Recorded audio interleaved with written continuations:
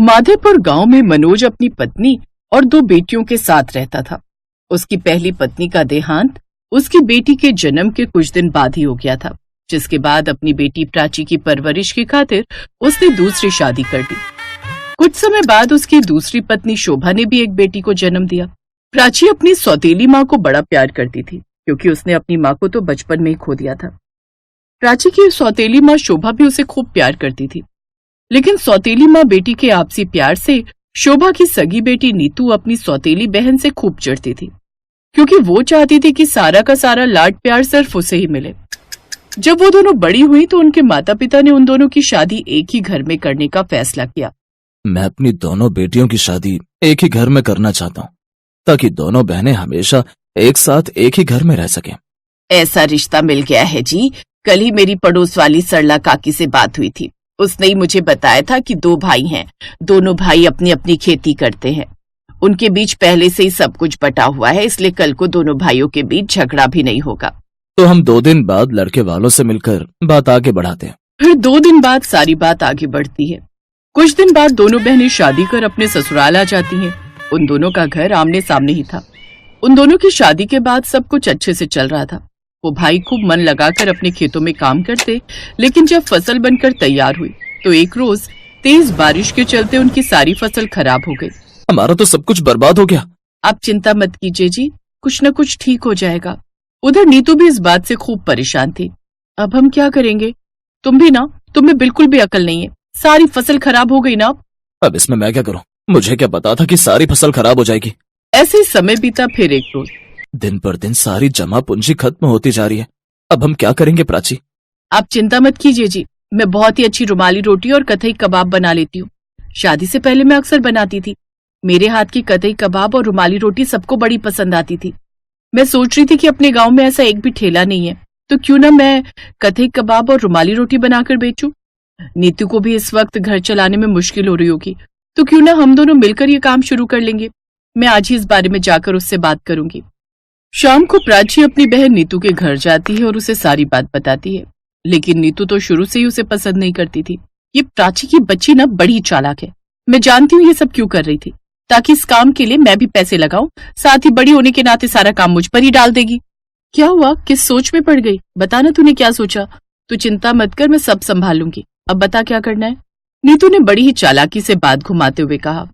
लेकिन दीदी, मैं तो पहले ही खुद का रुमाली रोटी और कोरमा का ठेला खोलने के बारे में सोच चुकी हूँ, और वैसे भी हम दोनों एक ही ठेले पर काम करेंगे तो हमारी इतनी अच्छी कमाई भी नहीं होगी।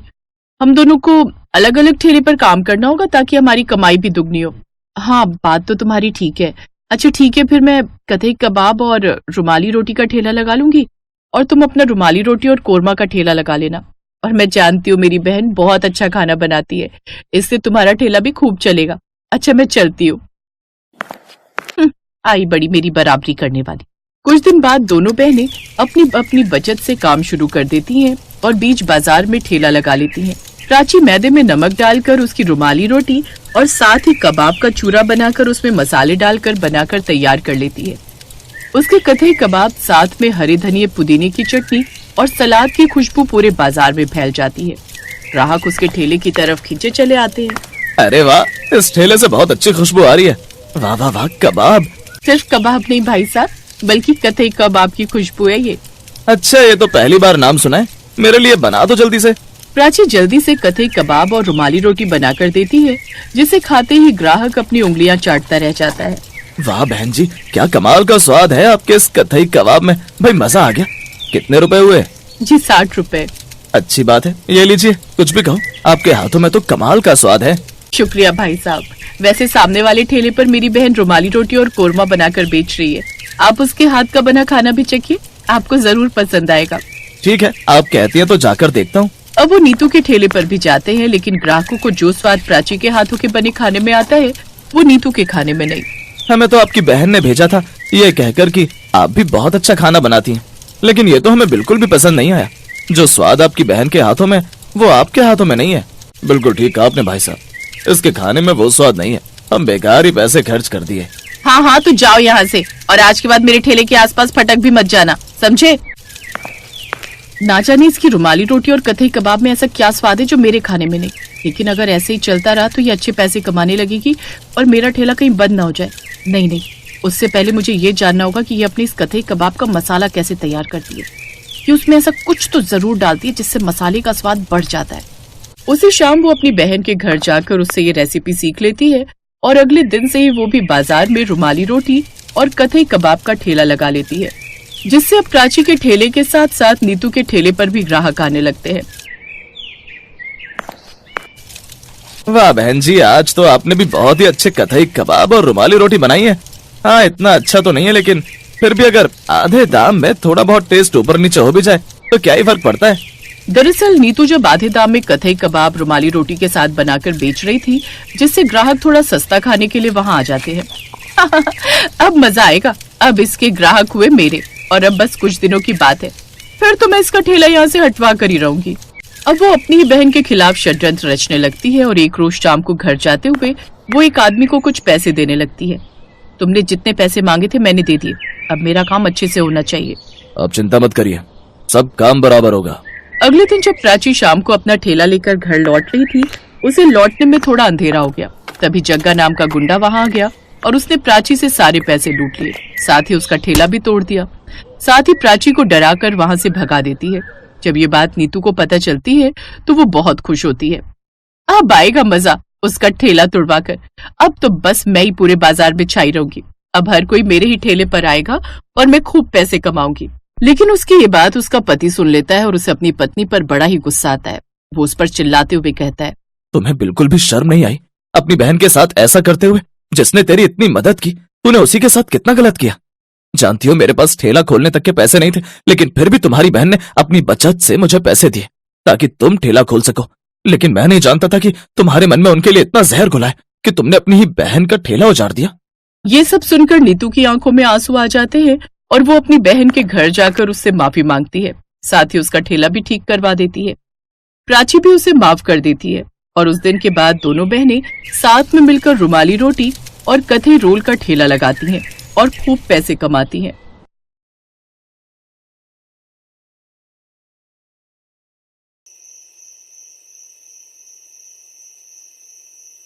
ओह नो, इन्हें भी अभी आना था।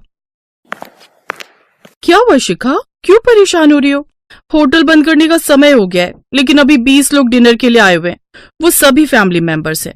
वो सभी शाही पनीर, दाल मखनी और कोफ्ते के साथ रुमाली रोटियां मांग रहे हैं। सब्जियां तो बची हुई हैं, लेकिन रुमाली रोटियां, तुम जानती हो ना, सभी कुक जा चुके हैं। अब रुमाली रोटियां कौन बनाएगा? अरे बस इतनी सी बात, मैं भी तो शेफ हूँ, तुम भूल गई क्या? अभी देखो मैं कैसे बढ़िया सी रुमाली रोटियां बना कर देती हूँ। तभी वहां उस होटल का मैनेजर आ जाता है। लेकिन जरा जल्दी करना। कुछ देर बाद कविता बड़ी बड़ी रुमाली रोटियां बनाकर लाती है, जिन्हें देख ग्राहक कहते हैं, अरे बाप रे, रुमाली रोटी तो बिल्कुल चादर वाली रुमाली रोटी लग रही है, इतनी बड़ी और पतली। लेकिन ग्राहक जब वो रुमाली रोटियां खाते हैं तो उन्हें बड़ी पसंद आती है। वाह, सचमुच मजा आ गया। मजेदार चादर वाली रुमाली रोटी बनाई थी, पेट भर गया लेकिन मन नहीं। सभी ग्राहक वहां से खुश होकर चले जाते हैं। थैंक यू कविता, नहीं तो मुझे लगा था आज तो मालिक से डांट पड़कर ही रहेगी, लेकिन तुमने मुझे बचा लिया। मेरे रहते फिकर नॉट जानी। चल अब जल्दी से कपड़े बदलकर घर चलते हैं। दोनों सहेलियां अपने अपने घर चली जाती हैं। ऐसे ही समय बीता और अब कविता की शादी अर्जुन नाम के लड़के से हो गई। शादी के बाद कविता ने शेफ की नौकरी छोड़ दी। शादी के बाद अपनी पहली रसोई में सबको कविता के हाथों का खाना खाने का इंतजार था। आज तो हमें घर पर ही होटल जैसा खाना खाने को मिलेगा। हाँ, हमारे घर में शेफ जो बहू बनकर आई है, मुझे तो सोचते हुए मुंह में पानी आ रहा है। हाँ दादी, और मैंने तो चाची को रुमाली रोटी बनाने के लिए भी कहा है, मेरी फेवरेट है रुमाली रोटी।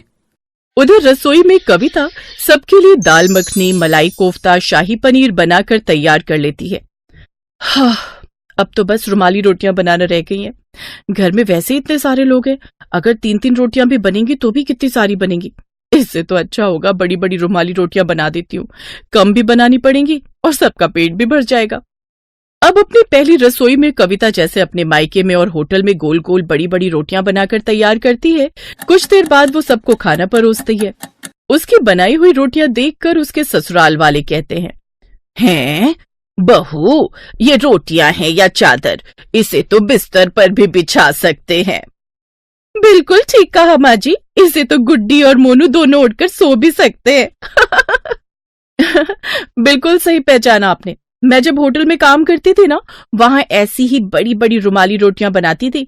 ये सिर्फ देखने में बड़ी है, लेकिन खाने में इनका स्वाद उतना ही अच्छा होता है। खाकर तो देखिए। कविता के कहने पर जब सभी वो रोटियां खाते हैं तो वो सबको बड़ी पसंद आती है और वो उसके खाने की भी खूब तारीफ करते हैं। पहले तो सब वो बड़ी बड़ी रोटियां खा भी लेते, लेकिन अब वो इन्हें खा खा कर बोर होने लगे थे। बहू, तू रोज रोज ऐसी रोटियां बना देती है। पता है कितना समय लगता है इन्हें तोड़कर खाने में।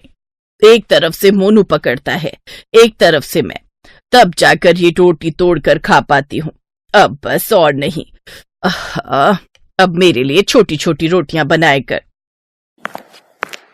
माँ बिल्कुल ठीक कह रही है। तुम्हें पता है, जो कल तुमने रुमाली रोटियां लपेट कर दी थी, वो रोटी इतनी बड़ी थी कि पूरे टेबल पर ही आ गई। इतनी बड़ी रोटी देख मेरे दोस्त सब जोर जोर से हंस रहे थे। बिल्कुल ठीक कहा देवर जी। अब मैं भी ऑफिस के चक्कर में रसोई में ध्यान नहीं दे पाती।